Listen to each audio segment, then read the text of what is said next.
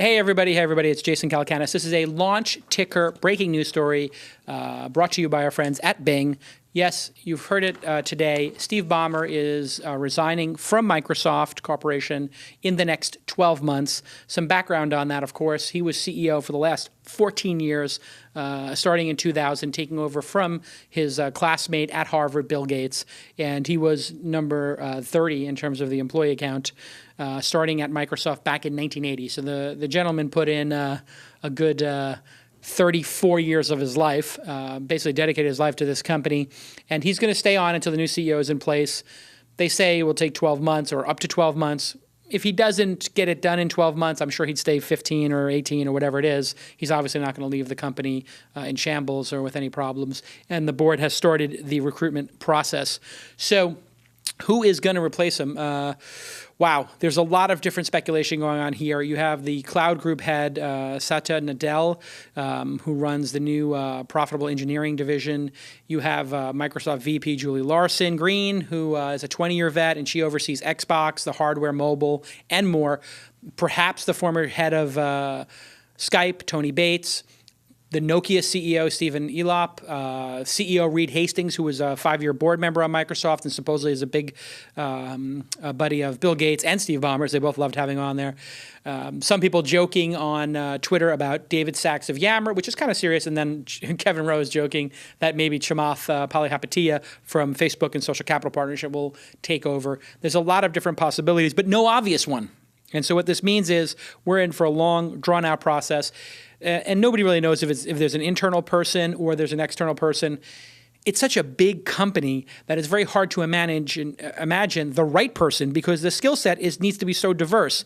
You have extremely consumer-facing products on one side with Xbox and the Surface RT runtime version, and then you have extremely enterprise products like Exchange and Outlook and whatnot in Office, and so pretty hard to figure that out. But looking back on Steve Ballmer's tenure, there were some huge wins during this 14-year period, including, of course, the acquisitions of Skype and Yammer.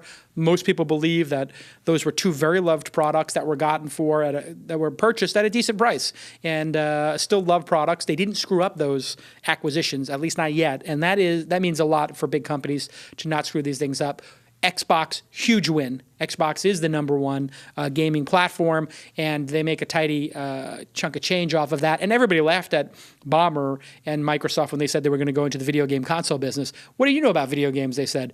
And they just executed relentlessly. And if you remember at the time, people like Nintendo and Sony were kings of the hill, and people did not think that they would ever be able to compete with Sega or Nintendo. And boy, were they wrong. Execution was extraordinary on Xbox, and Ballmer deserves direct credit for that. Of course, Bing and Yahoo deal was a very big deal in terms of locking up a large percentage of search in the United States. And Windows 8 has been, while Vista and some other versions of Windows people were kind of not thrilled with or not inspired by, Windows 8, having used it myself, and just most of the reviews of it are incredibly elegant, incredibly beautiful, and incredibly cutting edge to have one operating system unite them all from mobile to desktop. Perhaps even too innovative, maybe leapfrogging the iOS operating system a little bit too much. And of course, the biggest failure of this time, most people would say, is Microsoft not being able to compete on mobile, specifically tablets and smartphones, and previously on mobile music players. They tried. They did the Zune. They canceled that because, frankly, nobody buys iPods anymore, but iPod was a huge success. Then they did Windows Mobile, and now they're doing Windows Mobile 8. They make some beautiful phones, but incredibly hard to compete against Google and Apple in that regard. It's just a tremendously competitive space, smartphones, with people operating at a very high level in terms of the sophistication of products. And, of course, tablets.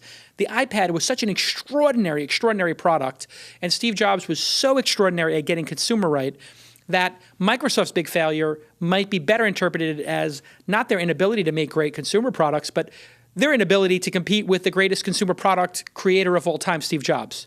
And so is it a failure on their part, or were they up against Michael Jordan of those devices, right? I think it might be the latter. Looking at the stock price, Microsoft stock price has not grown significantly under Steve Ballmer, but they did pay dividends during that time. They were not considered a growth company. And I would attribute this largely to the fact that they were just simply making money off of the previous products like Office and Windows. They didn't really have a lot of breakout products, and it's very hard to make a breakout product at a company that makes tens of billions of dollars a year in revenue. If you invested in Google or Apple, you would have done much better. Those companies returned a magnitude more if you look at their stock prices. Apple, obviously, $500 or more. And at the time when Ballmer took over, Apple's at 28. So if you bought the stock, you would have gotten some nice dividends, but you really wouldn't have seen a lot of appreciation. So most people would say that wasn't a great run. But revenue-wise, a tremendous run. And so this is the big debate about Steve Ballmer's tenure. Was it a lost decade, or how do you call a company that triples in revenue on a very large base, goes from 23 billion to 78 billion, a failure? You can't call it a failure, but boy, does that Steve Jobs shadow cast Steve Jobs cast a long shadow. Let's leave it at that. Apple, $8 billion in revenue back in 2000 and $156 billion in revenue last year, 2012. And Google, of course, starting in 2005, 5 years later into Steve Ballmer's tenure, now at $50 billion, approaching Microsoft numbers. And, this is a very competitive space. Market cap-wise, it's actually got cut in half here. As you can see, the market cap when he took over was during the dot-com heyday. Microsoft was the most important company on the planet. And you can see, Apple's market cap just soared during that time, and Google's as well. So most people blame Ballmer for that lack of appreciation in stock price. But the truth is, many companies, Novell, Sun, and countless others, during that same period of time, imploded, got destroyed, were disintermediated, did not cross the chasm. Steve Ballmer gets, in my mind, a solid B+, for keeping the company in the game and tripling the revenue. Smart people are saying things like, if we can pull it up on the screen for me, Mitch Kapor talks about, hey, maybe they need to break up Microsoft. That's going to be the big discussion. When you're running a big company like Microsoft and you're CEO, there is no reason to break it up. You want to collect as many assets as you can and build your base. In case, hey, one product line gets disintermediated, at least you have the other 3 or 4 revenue streams to fall back on. So this idea that a CEO would, break apart a company, the only reason they really do that is if they want to give up as CEO and they just want to return shareholder value. Because the truth is, when things are broken up, you do get more shareholder value. 4 or 5 CEOs running 4 or 5 Microsoft units would probably perform better than just one. And that would be true of any company if you broke Apple or Google up. However, the technology industry really today, in 2013, is about building services that go from consumer to enterprise and everywhere in between. I mean, the fact that Amazon is in 5 or 6 major business lines, from selling you groceries to providing cloud services, shows that the singularity of these large companies is upon us. Some other comments. Herb Greenberg of The Street, or actually it's not The Street anymore, now it's the CNBC. Herb Greenberg said Ballmer was in his list of worst CEOs the last couple of years, along with Mark Pincus. Obviously, Zynga's stock has had a rough ride, and Groupon another rough ride. But Anil Dash makes a pretty good point that, Steve Ballmer's going to get not a lot of credit, should get more credit, because, frankly, the consumer space gets a lot more attention than anything else. So that's the breaking news story from the launch ticker. It's going to be a long, drawn-out process over the next year, or maybe even 2. I would predict it takes even longer than a year to find the right person, and there's going to be a lot of speculation. I mean, one name that didn't come up that I think would be particularly interesting is Mark Zuckerberg. Now, I don't know if Mark Zuckerberg wants the job, but he obviously modeled a lot of his career after Bill Gates, and he has that tenacious instinct. And boy, Facebook doesn't have operating systems or gaming, but they do have 1 billion+ users on a global basis. That would be the perfect marriage. I don't know how anybody would ever construct that deal or get him to take that job and take on those employees when he's got, a hard enough time running the company as it is. But amazing announcement today. Most people thought this day would come, but nobody knew how long Steve Ballmer would stay in the position. And apparently, after 14 years, it's enough. And I think it's actually pretty good timing, because the enterprise world is changing from top down to bottom up, from servers to clouds.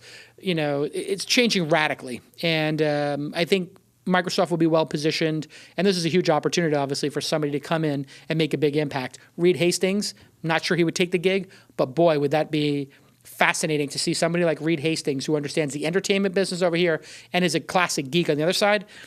If it was me, I'd put Reed Hastings in charge, but that's just me. So thanks again to our sponsor, Bing, coincidentally, which is a fine search engine, which I use. And go ahead and search for Steve Ballmer on there, or some of the candidates, and find out what they're up to. Maybe you can find their Twitter handles or Facebook pages or LinkedIn pages and do your own investigation as to what's going on. And thanks again to our friends at Bing. You can follow the launch ticker at launch.co. Launch.co. We couldn't afford the M, so just go to .co. And you can sign up and get the top 50 news stories every day, read by our researchers and summarized in beautiful, tight updates that are just fact-based. If you go to launch.co, you're going to have a great experience, and you're going to save an hour or two a day of reading all these different news sources, and it's going to be concise, and you're going to be smarter. And these videos are intended for all of us to discuss these big issues that come up on the launch ticker. So thanks for tuning in, and thank you to Bing. We'll see you next time. Great. Now we just need the